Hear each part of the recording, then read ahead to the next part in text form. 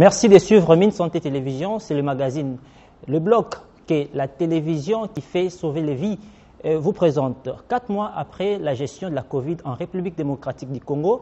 Nous en parlons avec les 4 médecins experts du magazine Le Bloc. Dr Bob Matala, Dr Wendy Ekombolo, Dr Grace Lelo, Dr Benjamin Lombo. Bienvenue et bonjour. Bonjour, merci. Quelle lecture faites-vous, Dr Bob Matala, après la levée de l'état d'urgence sanitaire par le chef de l'État à la capitale en liesse? Merci beaucoup pour la parole. Je pense que le chef de l'État a fait son devoir régalien de lever l'état d'urgence. Sanitaire, bien sûr. Sanitaire, bien sûr. Mais cependant, je pense, à mon humble avis, que ce n'était pas encore opportun pour moi de lever cet état d'urgence par rapport à la situation actuelle. Parce que si je me réfère à ce que le professeur Dr Mouyembe a dit, il pensait que l'état d'urgence pouvait être levé probablement au mois de septembre. Nous savons tous que le professeur Dr Mouyembe, c'est un expert en virologie, c'est un expert reconnu de par le monde et en Afrique. Alors, lorsqu'il arrive à dire que nous devons déconfiner ou l'état d'urgence devait être levé totalement au mois de septembre, ça dit qu'il a des paramètres, il a les éléments de surveillance sur lesquels il se base pour essayer un peu de lever, disons, cet état d'urgence. Mais à voir tel que les choses se sont passées, c'est comme si la politique s'est mêlée un peu dans la science et il a été forcé probablement à accepter contre son propre gré. Mais finalement, le président l'a fait. Mais cependant, bien que nous avons remarqué que le taux de mortalité a diminué et bien évidemment le taux de guérison a augmenté, mais cependant on enregistre toujours de nouveaux cas tous les jours, voyez-vous. Alors, à mon humble avis, je pensais que ça pouvait être bien fait au niveau de septembre. Mais je comprends aussi le président d'un côté. Vous confinez les gens pendant 4 mois, la situation est difficile, les gens sont enfermés dans les maisons. Donc le président subit une certaine pression de la part de la population.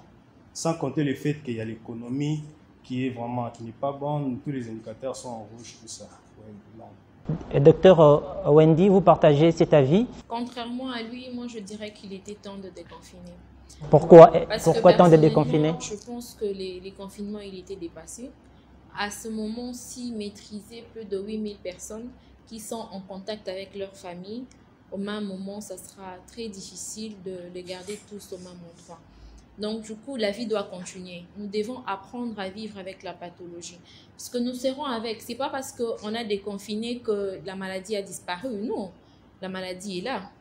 Le virus, il est là parmi nous. Nous devons vivre avec. Nous devons plutôt savoir comment nous protéger, apprendre à vivre avec ces mesures de distanciation sociale et tout ça. Parce que ça ne disparaîtra pas comme par magie.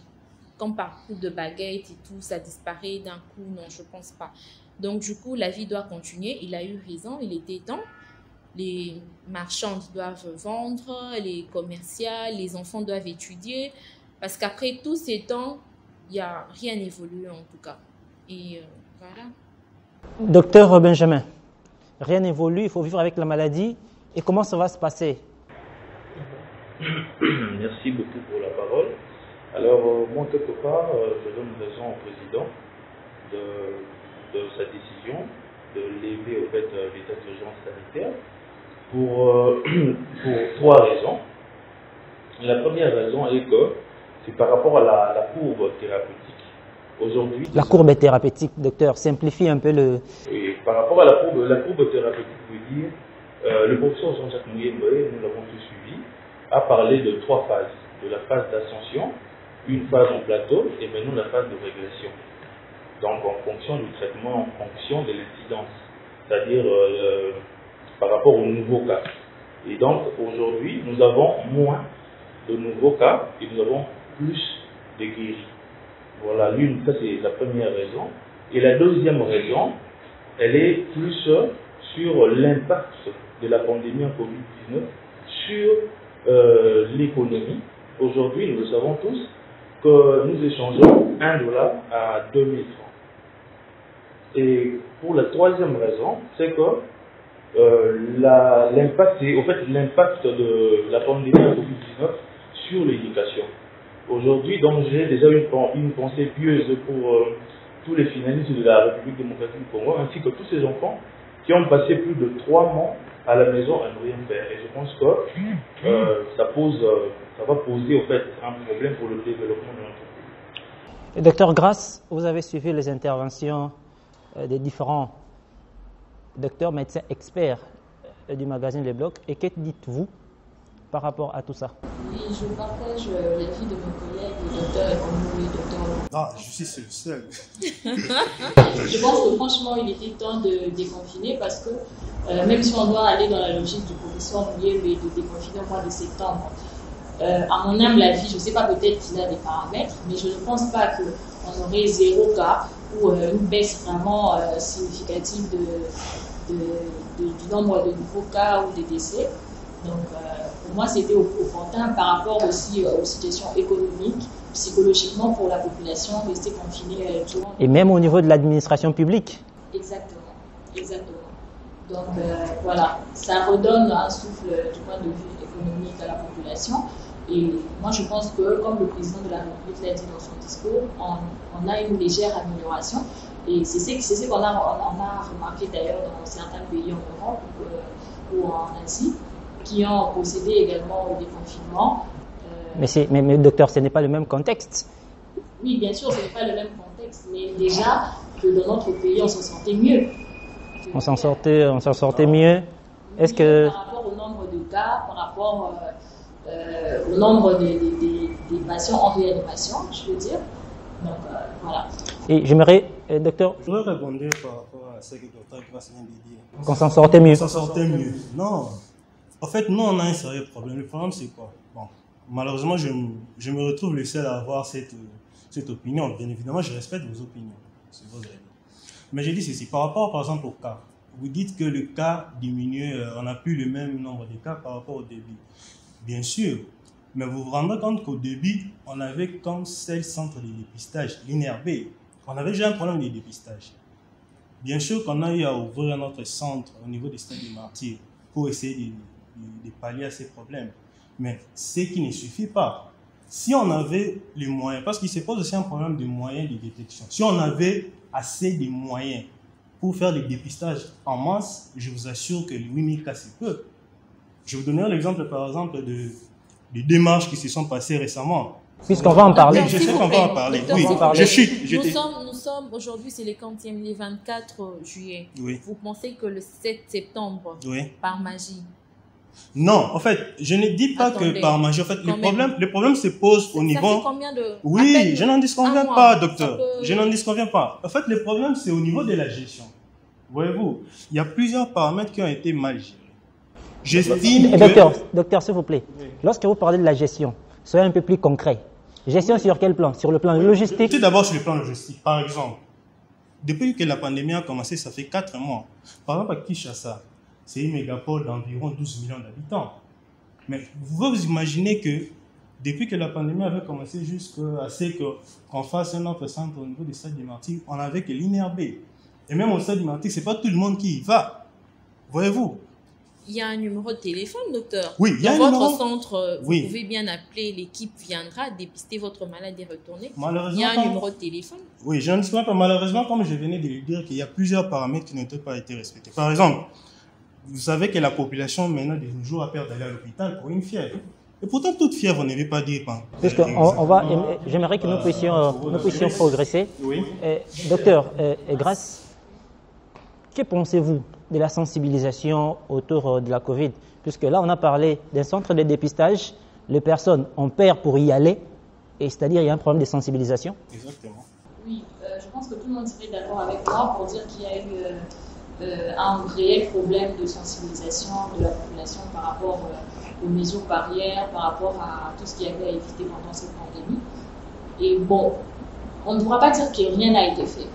On a quand même eu des élans de communication à travers les SMS, à travers les médias en ligne, à travers la télévision, la radio. C'est vrai, mais moi je pense que la sensibilisation communautaire sur le terrain était un peu défaillante. Parce que dans nos quartiers, on le voyait, ce n'est pas tous les jours qu'on entendait sensibiliser dans nos quartiers par rapport aux mesures barrières, par rapport au coronavirus. Parce qu'il faut savoir que nous habitons dans un pays où tout le monde n'a pas forcément l'électricité, tout le monde n'a pas forcément accès à Internet. Donc, il y avait une grande majorité de la population qui n'avait pas forcément accès aux informations concernant le Covid-19. Docteur Benjamin, la communication communautaire pendant les 4 mois de l'état d'urgence sanitaire a posé problème. Et dans votre quartier, comment ça s'est passé? Merci beaucoup. Alors, moi déjà, je ne suis pas d'avis avec le docteur Marcello, parce que pour moi, je dis que la riposte, au fait, l'équipe de la riposte, ça travaille avec les moyens des bords. Parce qu'il faudrait se rappeler que il a quand même fait, il a été bien sûr, mais si ça a été défaillant, on doit le dire. Bien évidemment, je n'en disconviens pas, mais il ne faudrait pas rejeter en fait l'effort en fait de l'équipe. Non, je pense que j'ai dit qu'il y avait quand même voilà, des efforts. Bon, moi je pense sur ces points que le docteur Grasse a reconnu les avancées significatives, mais également il a relevé quelques failles qui n'ont pas permis à ce que le comité de riposte essaye de sensibiliser des fonds en comble pour que les objectifs soient assignés, soient atteints après un deadline. Voilà, donc c'est un peu ça, puisqu'il n'y a pas eu que ça. De l'autre côté, le docteur Matala a évoqué le fait qu'il y avait déjà à l'époque un seul centre d'analyse. Donc quelque part, l'INRB a été débordé dans les analyses. Exactement. Voilà. Et de l'autre côté, il y avait quand même une information, parce que moi j'ai dit que l'équipe de la riposte a été fonctionnelle. A été fonctionnelle. Et comment ça s'est passé, docteur, avec les échantillons qui devraient provenir en province, venir à Kinshasa, à l'INRB? Je pense que ça, c'est d'ailleurs la raison de l'ouverture du deuxième centre qui est au stade de Marseille. Est-ce qu'avec des centres pour contenir voilà, toutes les provinces de la RDC, les échantillons, c'est quand même... faisable. C'est faisable. C'est faisable. Je pense que là, on pourrait jouer sur les moyens, comment déjà, les moyens humains. C'est-à-dire un personnel, un grand nombre de personnels, je pense qu'ils peuvent combler les vides. Ok, mais docteur Bob, la sensibilisation avec les artistes, comment l'aviez-vous trouvé? Moi déjà, je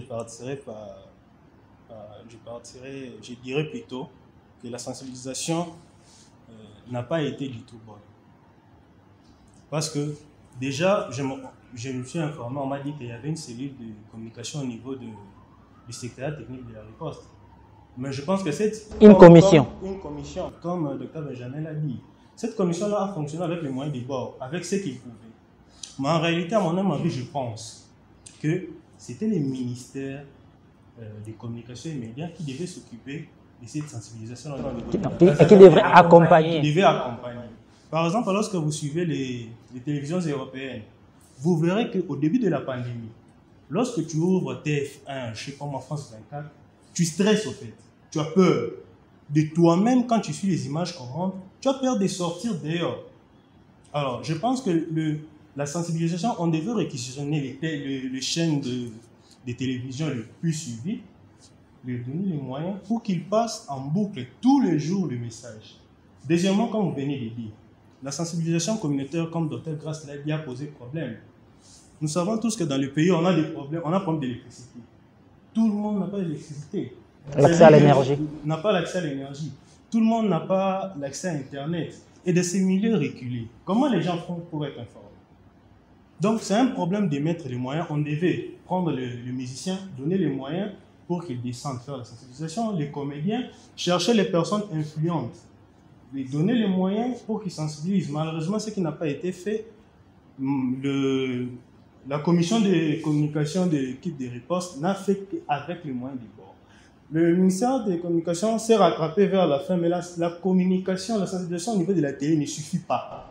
Oui, donc hormis une sensibilisation média, il y a la sensibilisation hors média. Oui. J'ose bien croire qu'il y a eu un planning qui a été défini au niveau de la commission communication de la riposte pour exécuter certaines activités sur terrain. Oui. Comprenez que voilà, c'est une pandémie qui nous a pratiquement tous surpris et la commission communication devrait, comme tu l'as dit incessamment, évoluer avec les moyens de bord. Et avec les artistes, Docteur Wendy, comment vous avez trouvé cette sensibilisation? Bon, avec les artistes, les musiciens, par exemple, c'était pas trop Corona. C'était un peu leur chanson, en fait. Ils passaient leur message quand même, mais bon, écoutez, ça ne suffit pas. Ça ne suffit pas? Non, ça ne suffit pas. Parce que les gens entendent la musique. C'est le rythme qui importe, c'est pas les paroles. C'est pas les paroles. Et puis c'est l'artiste, c'est la notoriété de l'artiste aussi qui compte. Ce ne sont pas les paroles. Moi, je pense qu'on aurait pu balancer certaines images, on aurait pu parler avec certains malades, histoire de les conscientiser pour essayer d'accepter de passer à la télé, informer les autres. Ça pourrait aider. Parce que c'est quand même fictif. C'est comme s'il y avait une maladie qui existait à Brazza, par exemple, et moi, à Kinshasa, on me dit que ça existe simplement parce qu'un musicien l'a chanté. Attendez, j'ai pas vu le preuve. Il fallait quand même qu'il y ait des témoins. Moi, j'y passe à la télé, je dis, oui, j'ai souffert de ça et tout. En mes fois, à l'hôpital et tout, même s'il ne faudrait pas montrer les visages, on peut toujours flouer. Mais au moins que les gens aient vu quelque chose. Parce que les communs de mortels, n'ayant pas vu, aujourd'hui, personne n'y croit à ça, n'ayant rien vu, les mesures des barrières n'ont pas été respectées à 100%, simplement parce que, bon, on n'a rien vu. Vos histoires fictives là, les docteurs, vous êtes toujours comme ça. Vous cherchez à avoir de l'argent, vous cherchez ceci. Alors que la maladie est là. Mais comme nous n'avons pas pu leur montrer les preuves qu'ils voulaient, après, c'est pas à 100% réussi. On va rebondir plutôt sur ce que le docteur vient de dire. C'est que je pense, du point de vue de la communication, au début, lorsqu'on a détecté on a isolé le premier cas de coronavirus, il y a eu une désinformation. Alors, le comité, la communication du comité de riposte n'a pas su peut-être rebondir à temps pour recadrer les choses. Et je pense que c'est très important parce que la population reste avec l'image des premières choses, des premières informations. Des premières impressions. Des premières impressions, et voilà. Et docteur Benjamin. Oui. En fait, moi j'avais une question. À qui incombe la responsabilité? Bon, ici, il n'est pas question d'établir les responsabilités. Il a raison. Il a raison. C'est quoi? À qui incombe la responsabilité? C'est-à-dire que c'est la question à 1 million. Parce que comment est-ce que l'équipe de la riposte peut proposer un projet à 135 millions et ne pas recevoir ni fût-ce que 10%? Vous êtes professionnel de médias. Puisque nous allons parler de cette question, de l'appui financier, alors j'aimerais rebondir avec vous, puisque vous avez la parole déjà. Alors, comment avez-vous trouvé l'appui financier pour combattre ou soit lutter contre la Covid en République démocratique du Congo? Alors, concernant cette question, je ne sais même pas par où commencer déjà, parce que c'est comme je le disais tout à l'heure, comment est-ce qu'un projet de 135 millions et le gouvernement n'a même pas pu disponibiliser ne plus que 10%, et on s'attend à ce qu'on ait une bonne sensibilisation, une bonne riposte. Donc je pense qu'elle a été catastrophique. Et donc je suis en train de rechercher où on se demande, moi, ici je représente la population, le responsable. Les responsables, et après avoir obtenu, les responsables, que feriez-vous? Vous allez faire quoi de lui? Il devra justifier que c'est l'argent. Non, en fait, moi je pense que sur ce point, la justice fera bien évidemment son travail. Nous sommes dans un état de droit. L'état des droits suppose la transparence dans la gestion. L'état des droits suppose également l'indépendance pour mener des enquêtes afin d'établir les responsabilités. Et docteur Bob, l'appui financier par rapport à la gestion Covid. Alors là, je ne mâche pas les mots. Je vais juste épingler un point. Comment pouvez-vous imaginer? C'est comme ça que j'ai dit, moi parfois, je suis éclairé de voir combien on tire à boulet rouge sur ces messieurs qui est le professeur Dr Mouye. Il n'a pas eu suffisamment de moyens. C'est-à-dire que les politiques, le travail des politiques, c'est de donner les moyens. Les politiques ne donnent pas les moyens, le professeur fait avec les moyens des bords et c'est lui qu'on tire. Bon, prenons le cas des équipes de riposte. On a suivi dernièrement qu'il y a eu une marche. Comment est-ce possible une personne qui prend les risques tous les jours, entre en contact avec les gens qui ont le virus, et il rentre à la maison. Il travaille pendant 1 mois et à la fin, il ne reçoit rien. Il ne reçoit rien. Est-ce que c'est inadmissible? On ne peut pas comprendre ça. 3 mois. Les gens travaillent pendant 3 mois, ils n'ont pas été payés. Et sur le plan psychologique, Oui, mais bien évidemment. comment ça se passe? Imagine-toi une personne qui part tous les jours, il entre en contact avec les gens Covid. Il rentre à la maison. Si c'est un parent, il a une famille, il a une femme. Imagine-toi qu'il contracte le virus là-bas. Vous voyez les risques qui courent. Donc, vous comprenez par là, rien que par cet exemple, que le gestion a été catastrophique. L'équipe n'a pas reçu les moyens qu'il fallait. Et dans ces conditions-là, on peut avoir ces résultats-là. Et docteur Wendy, Ce une sont opinion des par chiffres. rapport... Ce sont des chiffres. Les chiffres, moi, je ne suis pas du domaine des chiffres. Personnellement, ça passe par la tête, je ne comprends rien. Parce que, au fait, les chiffres, je ne maîtrise pas déjà, je ne sais pas. Ça a commencé où? Est-ce que c'était réellement ces chiffres-là? Est-ce que ces chiffres-là étaient vraiment dans nos banques? Est-ce que ce sont les mêmes chiffres qui ont été... La source de provenance aussi? Il faut vraiment bien... L'appui des Non, parents. bien docteur, s'informer je te parce coupe que pas. Juste, je cette te coupe histoire pas. des chiffres... L'histoire des chiffres, c'est clair. Le docteur Mouyembe fait un état des besoins, il donne au gouvernement. Et pour moi, j'ai besoin d'autant. La gestion de l'argent, c'est pas parce que moi, je pense que je dois avoir 10 000 que toi, Il tu n'a me même donnes pas 10 000. reçu. Mais docteur, C'est pas parce que moi, j'ai dit que Docteur. je Bon, dois- je il n'a dois pas, 10 000. quand même pas reçu, mais pas moi. C'est pas 10% quand même. mais docteur, moi C'est pas j'ai... parce que moi, j'ai dit 10 000. Moi, je ne pense Parce que pas ici, vous êtes, ce sont vous les êtes advocates. l'avocat du Ouais, je parle, je donne cette impression-là. C'est l'administration, en fait. Non. Est-ce que dans l'administration, les chiffres suivent? Oui, D'accord. ça, Non, mais est-ce c'est que- pas n'importe est-ce que qui, dans on peut pas tirer comme ça l'administration- sur lui. Non, Je pense c'est que un dans maître, l'administration, les mais chiffres suivent. il est quand même soumis à une, je dirais, un exercice de redevabilité. Est-ce que c'est On en fait discute que- pas. Sûrement, il le fait. Excusez-moi, docteur, de t'avoir coupé. Non, ça va, mais moi, je par rapport à pense l'appui que- financier, nous voyons et puis nous sentons qu'il y a quand même eu des choses en interne qui se sont Oui, passées. la visite du président dans certains hôpitaux. De toute façon, il et tout fera ça. son compte. Un médecin, c'est un monsieur. Il fera son compte. On verra bien. D'accord, parlons aussi de la prise en charge des malades. Le chef de l'État, lors de sa ronde, il est arrivé dans un hôpital de la place et voilà, les patients se sont exprimés. Bon, au fait, les malades ne disent toujours pas la vérité aussi. Ça, il faut le savoir. Un malade, c'est quelqu'un qui est psychologiquement au plus bas. J'accuse les malades.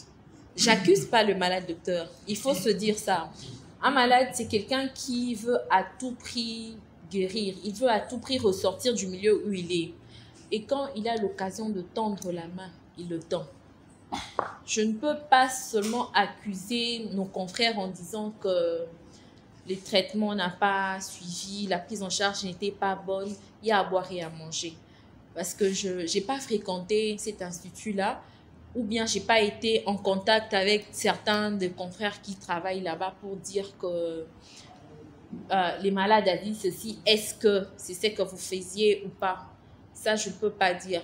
Je ne peux pas non plus accuser seulement les malades en disant qu'ils ont été un peu trop demandeurs, un peu trop exigeants. Nous sommes au Congo. Nous venons à peine de dire, docteur venait de dire que les médecins ont marché parce que les moyens n'ont pas suivi. Donc, moi, quand je viens travailler et que les moyens ne suivent pas, à un moment, je serai négligente. Parce qu'il ne faudrait pas que je contracte la pathologie pour rentrer avec chez moi.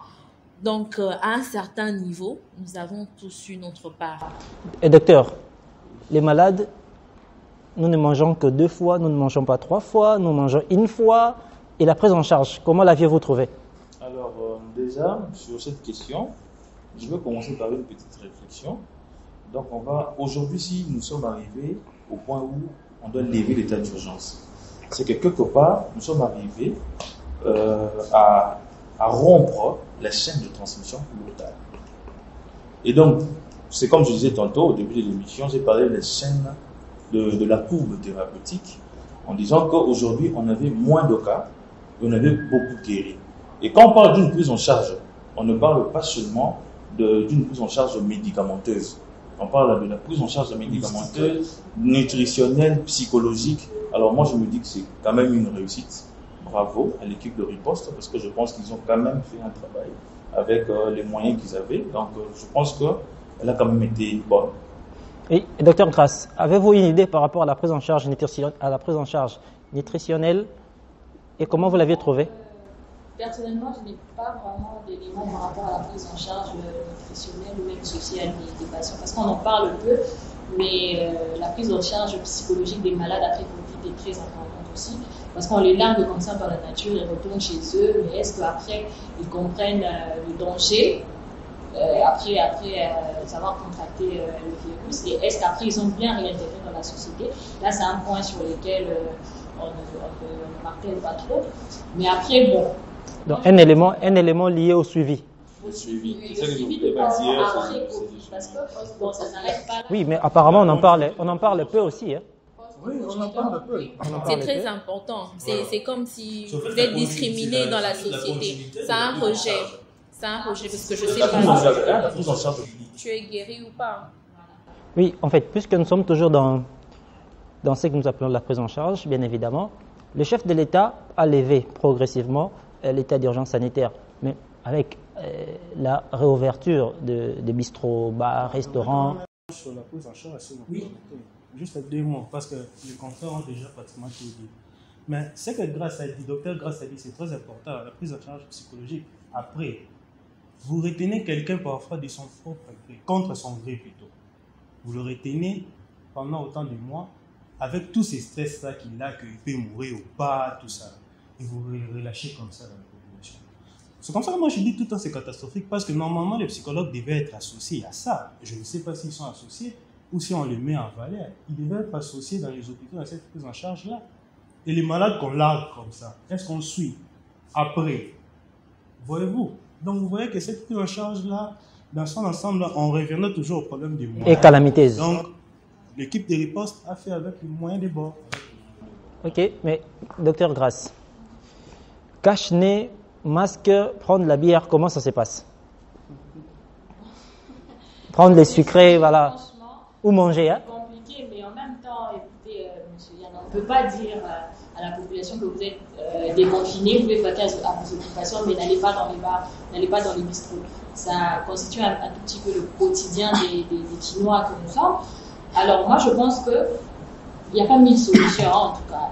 Dans les bars, c'est vrai qu'on peut ou ne pas garder son cache-nez pendant qu'on est en train de prendre la bière, mais d'essayer ne serait-ce que de faire respecter les mesures de distanciation sociale. Oui, docteur. Je pense que c'est sur ça qu'on peut... Docteur Benjamin, un mot là-dessus? En fait, concernant la décision du président de la République, je ne pense pas qu'il y a un grand problème sur la réouverture de bistrots, de bars, etc. Je pense plutôt que là, on doit plus faire intervenir la conscience de chacun et la responsabilité. C'est-à-dire aller dans un bar n'est pas mauvais, mais seulement il faudrait y associer des mesures édictées par l'équipe de la riposte. Ok, docteur?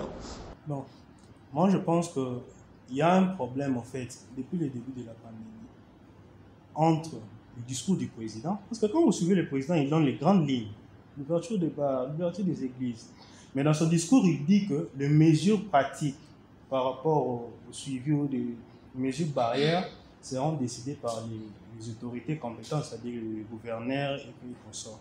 Mais ces autorités-là, ils attendent pas. Ici, j'ai l'impression qu'on agit souvent en aval. C'est-à-dire que la situation se présente et les gens y réagissent. Et qui agissent en aval? Ceux qui agissent en aval, ce sont quand le président parle, le gouverneur qui doit prendre des mesures, par exemple. Vous avez vu... Donc, les autorités politico-administratives. Exactement, c'est ce que j'ai vu, les autorités politico-administratives. Vous avez vu quelques minutes après le discours du président, lorsqu'il a annoncé l'ouverture du bar, les réseaux sociaux ont été inondés par des vidéos des gens qui exultaient sans mesure de protection. Voyez-vous, c'est là. Donc, tout ça, ça revient à dire que les gens qui doivent prendre des décisions, ils doivent les prendre en amont, de manière à permettre que quand le chef donne les grandes lignes, et ils font le suivi. Les gens, par exemple, dans les bars, quand vous dites qu'on ne peut pas, le docteur Grasse dit qu'on ne peut pas empêcher quelqu'un d'aller dans un bar, oui, évidemment, en revenant au problème de la sensibilisation. Est-ce que cette personne a été sensibilisée? Tel qu'on a vu les images dernièrement. Les gens n'avaient pas de masque. Vous allez voir des gens disent avec un masque. Docteur Grasse m'a fait rire quand on fera les masques avec les tirets. Vous voyez vraiment quelqu'un avec sa bouteille, il veut prendre la lèvre, il met. Non. Donc c'est ça le problème. Le président a bien dit que la levée de l'état d'urgence ne signifie pas la fin de la maladie. Voyez-vous? On doit vivre avec. Ça c'est le président qui dit. Oui, ça c'est le président qui dit. Mais maintenant, ça ne signifie pas la fin de la maladie. Comment vivre avec les mesures à prendre? Ce sont les gouverneurs qui doivent prendre. Alors, on doit attendre jusqu'à quand? Et pourquoi ne pas anticiper? Parce qu'à chaque fois, vous revenez pour dire, ben voilà, les autorités politico-administratives agissent souvent en aval. Et comment faire pour anticiper? Moi, je pense que ce n'est pas seulement les politico-administratifs, c'est tout le monde. Oui, nous devons nous y mettre. Nous devons nous y mettre. Pourquoi nous devons seulement condamner les autres? Non, je ne condamne pas. Vous êtes au box de consultation, docteur. Vous recevez combien de malades par jour? Mais je l'ai fait. Combien de malades vous recevez? Et à ce nombre de malades que vous recevez par jour, conscientisez-le, ils feront pareil. Mais et petit à petit, je dois être chef dans mon quartier, dans mon domaine. Naturellement. Dans mon domaine, j'essaie de conscientiser au moins 10 personnes. Ces 10 personnes-là, je suis convaincue qu'ils sont bien sur le moral. Ils vont aller faire pareil. Ça ne commence que par un. Nous ne devons pas seulement attendre que les autres fassent le travail. Non. Nous devons tous nous y mettre. Nous devons tous nous y mettre, en tout cas. Il ne faut pas seulement dire politico-administratif. Alors, le problème, c'est que ce que je voulais dire, c'est que lorsque le président a introduit son discours, je pense que lui-même, dans sa tête, il se disait que j'étais en train de dire aux gens, en fait, c'est-à-dire à la population, à des adultes, aux hommes matures. Pourquoi? Parce que 60 ans après, on doit quand même évoluer. Donc, on doit évoluer, on doit avoir ce sens de responsabilité. Non, moi je pense, docteur. Ça va me faire cette idée-là. Il a dit une bonne chose. Le discours du président était en quelle langue? C'était en français. En français, parce que tout le monde comprend le français. D'abord là, il faudrait calculer le taux d'analphabétisme. Merci beaucoup. Donc, là, je pense que c'est... Non, mais c'est le relais, docteur, c'est le relais. Vous êtes chez vous, vous pouvez bien traduire à votre grand-mère. Non, c'est-à-dire que voilà, on ne se comprend pas. Dans ta langue maternelle, tu m'as donné... Non, tu peux c'est-à-dire toujours quoi? Ce que je voulais dire par politico-administratif, tu pensais que je condamnais? Non. Nous tous ici, nous faisons ce travail de sensibilisation. Mais le discours du président est en français. Le discours est passé à quelle heure? À 23h. Il est rediffusé par combien de chaînes? On ne sait pas. Tout le monde n'écoute pas le français. Est-ce qu'il n'était pas important au service de communication de traduire ce discours dans les 4 langues? Et qui allait parler? C'est toujours le chef de l'État? Non, ça c'est les autorités. J'ai rencontré quelqu'un à la rue. Vous savez ce qu'il m'a dit? Quand les gens étaient en train d'exécuter, je lui demande, monsieur, qu'est-ce qui se passe? Tu es content pourquoi? Oh non, je suis content. Le chef de l'État a levé l'état d'urgence. Le chef de l'État a levé l'état d'urgence? Oui. Avant, oui. Tu as suivi? Oh non. Mais qu'est-ce que tu comprends? Pourquoi tu dis? Oh, le chef de l'État a levé l'état d'urgence, ça veut dire qu'il y a Corona ici. Regarde. Ouais. Par exemple, ça, qu'est-ce que tu vas dire? Non, mais ça, c'est un problème de communication. Mais c'est ce que j'ai dit que la répercussion... Le chef, il a dit ce qu'il devait dire. C'est pas lui de passer dans les rues, commencer à faire le relais. C'est à nous tous de faire ce relais-là. Nous, on fait notre part, il ne faut pas dénier au gouvernement ses responsabilités. Ils sont consciencieux. Mais ça fait combien de temps que le président fait le discours? Docteur, parlons aussi de la ville de Kinshasa.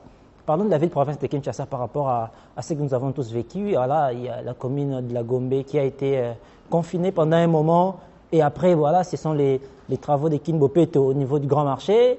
Et ça crée quand même des tumultes dans la capitale. Est-ce que confiner Gombe et ne pas confiner d'autres communes qui se trouvent dans la même périphérique, c'était quand même une bonne option? Quand je dis encore catastrophique, je prends un seul exemple. Vous continuez à confiner. En fait, le conseil confinement là a eu un sens parce qu'en confinant Gombe, c'est le siège pratiquement des institutions et tout le monde se rend vers le centre. Voyez-vous, c'est l'épicentre de la maladie, bien sûr, mais c'est ce qui a donné l'impression qu'il y a eu confinement. Mais nous savons tous, quel est le milieu le plus peuplé à Kinshasa? C'est ici, la Chambre. Mais allez-y à Tchang là-bas voir comment les gens y vivent. Normalement, les gens n'ont pas de casse-nez. Et curieusement, il n'y a pas beaucoup de cas là-bas, mais en principe, si on devait continuer, bien évidemment. Ce sont des gens qui ne veulent pas laisser faire dépister. Oui, ça revient au fait que je disais, on n'a pas assez de moyens. Oui, on n'a pas assez de moyens pour faire le dépistage de masse. Donc, je dirais que confiner Gombe, oui, mon processus devait suivre. Après Gombe, il y avait des communes où on avait dit que c'était des épicentres. On s'est posé, je crois, limité. On a parlé de Il y a limité qui devait venir après. Oui. Mais est-ce que ça s'est fait? Donc, tout ça, vous voyez qu'à chaque niveau, ça gagner, nécessite gagner, gagner. gagner. Mais ça ne s'est pas fait, on n'a rien dit, et puis boum, levé tout ça. Mais les confinements étaient dépassés. Dépassé, c'est-à-dire, C'est-à-dire, vous avez plus de 8000 personnes. Ces 8000 personnes doivent être en contact avec pratiquement 2 personnes, par exemple. Nous sommes à 16 000. Et Et 16 Vincent, 000 devaient être en contact avec 2 personnes. Nous sommes à 32 000. Du coup, il est très difficile de gérer toutes ces 32 000 Pourquoi pas? personnes. Ailleurs, ils ont plus de Donc, 8000 cas, docteur. Nous avons combien d'hôpitaux? Ah, c'est la responsabilité Nous avons- de l'État maintenant, c'est ça Nous le avons problème. combien d'hôpitaux? C'est ça Nous le avons problème. combien? Il faut réfléchir dans ces sens-là. Et 60 ans après, on va continuer toujours à réfléchir dans ce sens-là. On va aller jusqu'au trou, finalement, on n'en sortira pas. Non, mais c'est la conscientisation de la population, au fait, là, qui joue. C'est la mentalité, c'est la base. Maintenant, je pense qu'il faut plus conscientiser le gens que de se plaindre. Oui, docteur Grasse, au niveau de Kinshasa, comment aviez-vous trouvé la gestion de la Covid? D'abord, je commencerai par dire que, bon, je n'irai pas jusqu'à dire que les responsabilités sont partagées, mais j'aimerais que la population puisse comprendre que la lutte contre cette pandémie qui a ravagé le Que la maladie existe d'abord. oui, ne concerne pas seulement le gouvernement, pas seulement le comité de poste, mais c'est la responsabilité de tout un chacun. Okay. Donc c'est à la fois individuel et collectif. Parce que quand tu te protèges, tu protèges ta famille, tu protèges tes sœurs, tes amis et toutes ces personnes que tu aimes. Donc c'est vrai, c'est vrai qu'il y a eu une gestion, c'est vrai, bon, une gestion entre guillemets, c'est vrai qu'il y a eu des choses qui n'ont pas été bien faites, ou qui n'ont simplement pas été faites. Mais si on se... Docteur, c'était une première expérience aussi, hein? Ok, donc vous attendez qu'il y ait une deuxième pandémie Non, pour on dire vous attendez la deuxième vague. l'expérience. Pendant qu'on n'a pas corrigé les erreurs Le docteur a parlé de la Vous parlez, gestion. monsieur Yann. Oh là Le là docteur a là. parlé de la gestion. Faut bien, Pour faut laquelle bien. j'ai dit ceci. Mais C'est une non. première expérience. Il faut une deuxième pandémie pour se dire que voilà. Vous tirez toutes les conséquences nécessaires. Ça fait De telle 60 sorte ans que qu'on est indépendant. après demain, 60 ans. s'il y a une autre pandémie qui peut se Ah, vous attendez une deuxième pandémie. du pays, sur toute l'étendue de la République, que d'autres mesures idoines soient prises. Avec la population qui a une mentalité pareille, qui célèbre l'ouverture des bars. que j'étais en train de dire qu'on ne peut pas régir. Parce que si on entre dans le... Parce qu'après, on peut spéculer, discuter, mais où sont les solutions? Si on rentre dans les jeux de qui a fait quoi, le gouvernement aurait dû, mais il n'a pas fait, j'ai l'impression que ça crée un certain relâchement du côté de la population parce que C'est parce que ça se fait pas qu'il y a ces relâchements. Mais justement, mais bien sûr, mais la sensibilisation est très importante dans ce cas. Et vraiment, sur le terrain, pour que la population puisse comprendre que on se protège soi-même, on protège également les personnes qu'on aime et que chacun doit faire sa part. Après, s'il y a des bavures ou quoi que ce soit, je pense que les responsabilités seront établies et peut-être les justices. Docteur, je vais te dire que ça fait 60 ans qu'on est indépendant. 60 ans. Et c'est la première fois que la Covid est tombée en République démocratique du Congo. Non, oui. Est-ce que non, on n'a pas de nos erreurs? Non, mais Oui, bien sûr. Moi, je pense que nous apprenons. Bon, le bon, c'est qu'on peut commencer maintenant, en fait. Parce que moi, mon avis, en fait, je vous ai entendu. Mais en fait, moi, je pense que tout ce que l'on doit faire maintenant, présentement, c'est renforcer notre système de santé. Le chef de l'État l'a reconnu dans son discours. Hein? Bon, je pense que vous n'avez pas tort. Parce que qu'est-ce qui se passe en Afrique? C'est que face aux multiples pandémies, on n'arrive même pas à limiter la propagation de l'agent pathogène. Pourquoi? Parce que premièrement, on n'est pas préparé. Deuxièmement, nous avons un défaut logistique. Pourquoi? C'est ça, en fait, non? L'infrastructure. Et troisièmement, on manque des moyens à tous les niveaux. Non, les moyens existent dans ces pays. Là, il faut nuancer. Non, je parle c'est-à-dire qu'il y a les moyens, mais on ne fait rien. Il faut nuancer, mon cher ami, mon cher confrère. Faut pas dire. Tu sais que tu as étudié à l'école primaire. Faut pas dire qu'il n'y a pas de moyens dans ce pays. Docteur, Ce pays-ci, il n'y a pas de moyens. je veux te donner un exemple, C'est docteur. pas. Dans la maison, Ça, papa c'est dit ce qu'il y a qu'il dans a les l'argent. livres. Vous dites qu'il a l'argent, mais les enfants ne mangent pas. Papa n'a pas. Comment dire qu'il y a de l'argent? Un enfant pense toujours que Mais papa a de l'argent. non, C'est toujours le comme papa ça. peut aussi avoir l'argent, il ne peut pas donner. Non, mais comment tu peux prouver que papa a de l'argent alors que les enfants ne sont pas en train de manger? Donc je pense que là, il n'y a pas... Mais c'est facile à prouver. Un ami peut venir avec un problème, il ne faut pas donner de l'argent. Non. Oui. Surtout dans le secteur de la santé, il y a plusieurs partenaires qui viennent en appui pour bien évidemment renforcer ou soit accompagner le gouvernement par voilà, une aide logistique, une aide technique, une aide financière. Moi, je pense plutôt que cette pandémie a relevé l'état de notre système sanitaire. Voyez-vous? C'est-à-dire qu'imaginez-vous qu'on nous a avait... permis de voir Oui. son état. Exactement. Maintenant, on doit Oui, oui, c'est ça que je suis en train de dire. Donc, ça permet à ce qu'on découvre que 60 ans après, si on avait par exemple 100 cas de détresse respiratoire, on n'aurait pas eu de respirateur. 60 ans après. Or, dans l'histoire, j'ai appris que les gens quittaient d'autres horizons pour venir se soigner ici. Mais qu'est-ce qui s'est passé? Nos hôpitaux sont dans quel état? Les hôpitaux de référence ici, prenez Maman, prenez Sana, prenez Bondeko, Kinoas, tout ça. C'est dans quel état? Comment est-ce possible? Le budget alloué à la santé dans le budget national, il est de combien? Là, c'est une question cruciale que nous allons mener des recherches puisque nous sommes également un magazine. Nous sommes également un magazine. Nous sommes également, docteur, un magazine d'enquête puisque aujourd'hui, nous parlons. Non, on parle, franchement. Non, juste un mot. Un mot, oui. Un mot, ça va. Un mot, je dirais. Un mot, je dirais, c'est tout. Tu as déjà sorti 2 mots. Ça fait 2 mots, docteur. En fait, c'est une façon de parler pour demander la parole. Ça fait 2 mots. Je dirais, donc, ça fait 2 mots. Oui, ok. Je comprends. C'est une façon de parler, en fait. Ce que je voulais dire, c'est moi. J'ai parlé de l'état de développement des institutions hospitalières. On manque de matériel. Mais les personnels soignants, vous savez combien de sacrifices fait un personnel soignant, un médecin? On ne sait pas. Vous savez combien fait un médecin? Non, mais il n'y a pas que les médecins. Oui, bon, les personnels. Je parle dans la salle des infirmiers, les sages-femmes. Donc, tous les personnels médicaux. Combien ils sont rémunérés? Ce n'est pas normal. Les gens qui se sacrifient, qui font des gardes au chevet des malades. Et à la fin du mois, mais faites une enquête. Donc, quelqu'un peut avoir son salaire qu'on lui donne à la fin du mois. Ce qu'il prévoit pour les transports est supérieur à ce qu'il reçoit à la fin du mois. Est-ce possible? Et vous attendez à quel résultat? 60 ans. Je pense que c'est un sujet délicat. Je pense que le personnel soignant doit être motivé. Il est motivé, il a prêté serment, il est là tous les jours. Qu'il soit aussi motivé. Mais oui. Bien faire ça. Oui. Ça, c'est pas normal, c'est inadmissible ça. Et voilà, puisque nous sommes toujours dans notre entretien pour la gestion de la Covid en République démocratique du Congo, mais nous avons constaté aussi, voilà, il y avait des marches politiques. On pourra dire aujourd'hui que les politiques ont foulé aux pieds tout ce que voilà, les personnels de santé ou soit les professionnels de santé ont mis en branle pour lutter contre la Covid. Bien évidemment.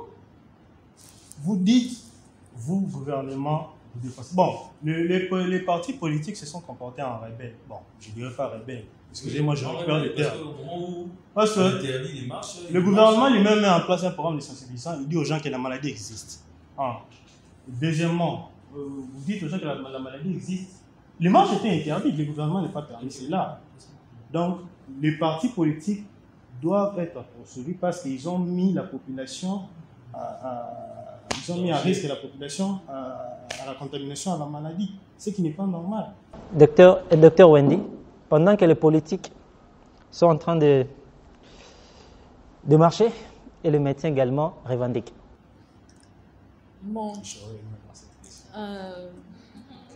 Le médecin en revendiquant, je pense que ce sont des médecins.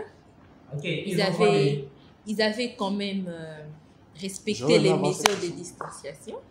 Je pense que oui. Non, ils ont respecté. Ils avaient des masques. Ok, ils avaient des masques. Ils avaient des désinfectants. Est-ce qu'un médecin qui dit soyons aux malades de se protéger, il ne va pas se protéger? La bonne question, c'est est-ce que c'était tous les médecins? Non. C'était les médecins de la riposte? Non, ils parlent de médecins qui ont revendiqué par rapport à la prime des risques. Ils avaient toutes les conditions réunies. C'est pas comme les écoutez, ils avaient le droit de demander, de réagir par rapport ils sont de droit, en fait, parce qu'ils travaillent. Mais pendant Covid. Pendant Covid, ils ont respecté les mesures de distanciation. C'est vrai que c'est quand même un peu trop exagéré quand même de leur part, de notre part, parce que nous sommes tous médecins. Non. De notre part, de sortir, de marcher qu'est-ce que nous Pourquoi nous sommes apprenons arrivés là? à nos Donc, patients. Docteur, Mais docteur. après, écoutez, quand quelqu'un est fâché, il n'entend plus personne. 60 ans. Il perd même son caractère, en fait, sa personnalité. Donc, du coup, il faut comprendre. Mais au moins, ils ont été consciencieux de respecter les mesures. Docteur Grasse, les politiques marchent, ils tirent à boulet rouge les mesures d'urgence sanitaire et en même temps, le médecin également s'aligne dans cet embrouillamini, permettez-moi les termes. Dans ça, quand même, tu ne vas pas traiter l'HDC comme ça. Il faut retirer. Non, non. Vous autorisez à retirer quand même. Je retire en même temps, C'est une marche. le médecin également vont à l'encontre des mesures d'urgence sanitaire. Je ne vais pas, là, qu'on se comprenne bien, je ne vais pas cracher sur le combat. Non, il n'est pas... Oh, c'est un combat? Bon, sur les raisons qui Ah, ok. nous ont poussé à descendre dans la rue, ni les partis politiques, ni les médecins. Vous avez leurs raisons qui sont nobles aussi. Mais après, je pense que tout doit se faire dans le respect. Franchement, même si on doit marcher, ne serait-ce que porter son masque, avoir son gel désinfectant. On va respecter ça. Moi, je n'ai pas 10 000 choses à dire. Même si on doit marcher, si on respecte les mesures édictées par le gouvernement, franchement, il n'y a pas de... Docteur Benjamin, les médecins ont-ils respecté les mesures barrières pendant la marche ou pendant la revendication? Alors, déjà, cette question, un médecin, c'est un monsieur. Avec grand N. Donc, je pense qu'on doit toujours faire la différence entre une population, bon, je ne sais pas moi, une population ou un groupe de médecins avec une foule. Je pense que dans la foule n'y réfléchit pas. Il agit par instinct. Mais alors que le groupe de médecins là, ce groupe de médecins, je pense que sont des messieurs, sont des gens réfléchis, et je ne pense pas qu'ils n'ont pas peur. Je ne pense pas qu'ils ont été au fait d'une mesure. Nous connaissons la réalité. On est confronté à ça tous les jours. Donc, c'est ça. Donc, nous sommes informés. Donc, vraiment prudents par rapport à tout ça. Et docteur, puisque nous sommes pratiquement, voilà, lentement et sûrement, nous avançons vers la fin de ces premiers numéros. Mais j'ai une question qui me vient en tête comme ça. Comment la population pourrait se comporter après la levée progressive des mesures liées à l'état d'urgence? Merci, mais je voudrais quand même glisser un mot par rapport au sujet de la marche des médecins. Comme Dr Wendy l'a dit, les médecins, quand ils ont marché, ils ont respecté les mesures parce qu'eux, ils savent les conséquences de la maladie, ils peuvent faire bafouer ça. Deuxièmement, comment est-ce possible que 60 ans après, les médecins doivent marcher pour leur salaire, leur prix? Est-ce normal vraiment, mes chers amis? 60 années. Et un médecin qui marche, il est gazé par un policier. Ça se passe où? Nulle part ailleurs, ici au Congo. Ça, c'est pas normal. Pour son droit. Par rapport à la population, ce n'est pas seulement par rapport à la pandémie, c'est dans tous les cas. Déjà, on a un ministère de la citoyenneté, je crois, quelque chose comme ça. Le problème, c'est la mentalité des gens. La mentalité des Congolais. Comment les Congolais y réfléchissent? Le président parle, il lève l'état d'urgence. Quelques minutes après, les gens sont dans les bars et les autres. Donc, c'est un problème crucial. C'est un grand travail qu'il faudra faire, qui ne peut pas se faire en un temps réduit. C'est un travail de longue haleine, mais qu'il faudra faire progressivement pour changer la mentalité des gens. Ils doivent savoir que la maladie existe bel et bien. Et que le lever de l'état d'urgence ne veut pas dire fin de la maladie. Et qu'en sortant, s'ils ne respectent pas les mesures barrières, ils s'exposent. Donc, il faudra intéresser les églises, intéresser les universités, la sensibilisation, intéresser les écoles. Toutes ces structures-là vont permettre à ce que la sensibilisation puisse être bien faite au niveau de la population. Le tout se base sur la mentalité. Docteur Wendy, vivre avec, demeurer avec, être avec. Vivre avec, demeurer avec, être avec, c'est protéger aussi. Okay. Parce que c'est moi qui sors, c'est ma vie, c'est ma famille. Si je ne me protège pas, je me tue non seulement, mais je tue aussi mon entourage. Parce que en parlant, je peux regarder docteur, en parlant, sans masque, il y a des gouttelettes qui sortent. Non, on a respecté la distanciation. On a nos masques sont de ce côté-là. Donc, du coup, je ne m'aime pas et je ne l'aime pas. Donc, cette vie, nous devons être consciencieux de tous nous protéger, de respecter les mesures des barrières. C'est très important parce que c'est maintenant que nous pouvons vivre une montée exponentielle. Parce que les gens ne sont pas conscientisés jusqu'au point de savoir que la maladie est là.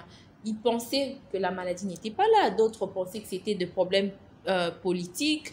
D'autres pensaient qu'ils étaient en train de faire leurs histoires là. C'est pourquoi ils ont confiné seulement Gombe. Pourquoi ils n'ont pas confiné ailleurs seulement Gombe? Parce qu'ils ont leur intérêt. Les gens n'ont pas compris. Donc c'est maintenant qu'on doit vraiment, vraiment tous nous mettre pour que nous puissions avancer.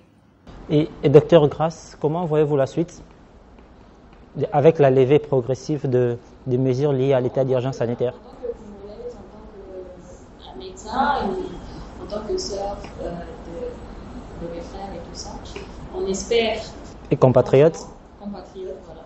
On espère que ça se passera bien, que ça se passera mieux, mais on ne doit pas oublier la possibilité d'une seconde vague. On a assisté à ça dans certains pays en Asie, même dans le cas des en Chine, où ils ont déconfiné et reconfiné à nouveau. Donc, déconfinement ne veut pas dire relâchement.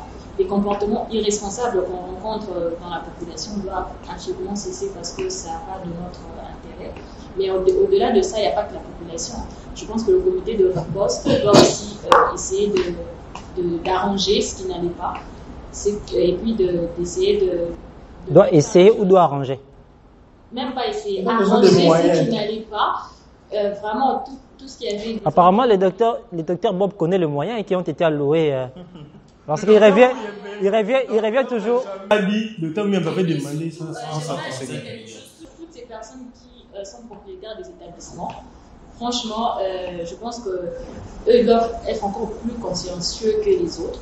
Parce que c'est vrai, on peut venir chez toi, on voit et tout, et toi tu as l'argent, mais après, si tu nous exposes, si tu ne nous protèges pas, on est tous vraiment dans le pétrin. Docteur Benjamin?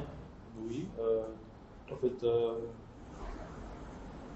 j'ai développé une théorie en disant que si aujourd'hui nous sommes arrivés à lever l'état d'urgence, c'est que quelque part nous avons brisé la chaîne de transmission. Donc je me dis qu'aujourd'hui, il serait donc important, c'est-à-dire la responsabilité premièrement de l'État, de faire un effort pour éviter la porosité au niveau de nos frontières, premièrement. Et deuxièmement, c'est le respect des mesures barrières édictées par l'équipe de la riposte. Et troisièmement, c'est le suivi. Merci. Merci, docteur. Je pense que c'est le magazine de l'enquête, les blocs magazines, et nous allons traiter encore d'autres sujets dans les prochains numéros. Ressources humaines en santé, commission d'affectation, prime des médecins, passation de marché dans le secteur de la santé, organisation même du ministère de la Santé. J'ose bien croire les numéros prochains seront encore plus intéressants pour permettre à la population, bien évidemment, de se faire une image globale du développement du système de santé en République démocratique du Congo. Merci de nous avoir suivis et nous vous rassurons que nous sommes à votre service. Mine Santé Télévision, c'est la chaîne qui fait sauver les vies. Merci.